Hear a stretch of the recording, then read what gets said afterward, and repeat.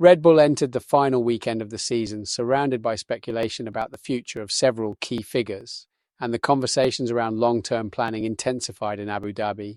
The team held internal meetings at Yas Marina to discuss structural priorities heading into the next regulation cycle, while senior management evaluated the broader direction of its motorsport program.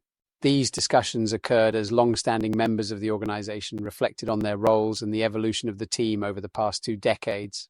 The uncertainty grew when reports emerged that Helmut Marko, long-time advisor to Red Bull's motorsport activities, had been engaged in conversations with senior leadership.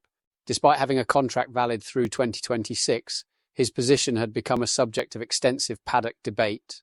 The meetings involved Marko and key figures from the Red Bull corporate structure, including CEO of sports operations Oliver Mintzlaff, signaling that significant decisions were being considered.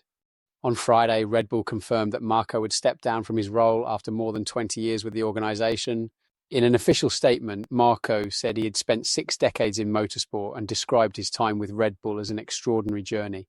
He noted that missing out on the 2025 title by a narrow margin led him to realize the timing felt right to close what he called a long and intense chapter. He wished the team continued success and expressed confidence that Red Bull would be back fighting for both championships next year. Before serving as a consultant, Marko had been a racing driver, competing in Formula One and claiming victory at the 24 Hours of Le Mans. His driving career ended after an eye injury in the 1972 French Grand Prix, after which he transitioned to team management.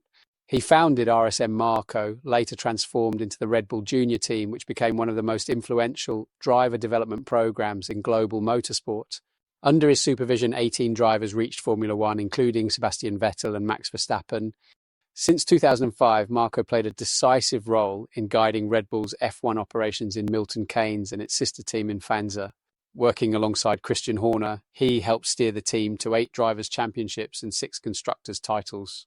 His influence extended from talent scouting to major strategic decisions that shaped Red Bull's competitive identity over 2 decades. Mintzlaff said the decision marked the end of an extraordinary era and emphasized that Marko's contributions were unmatched.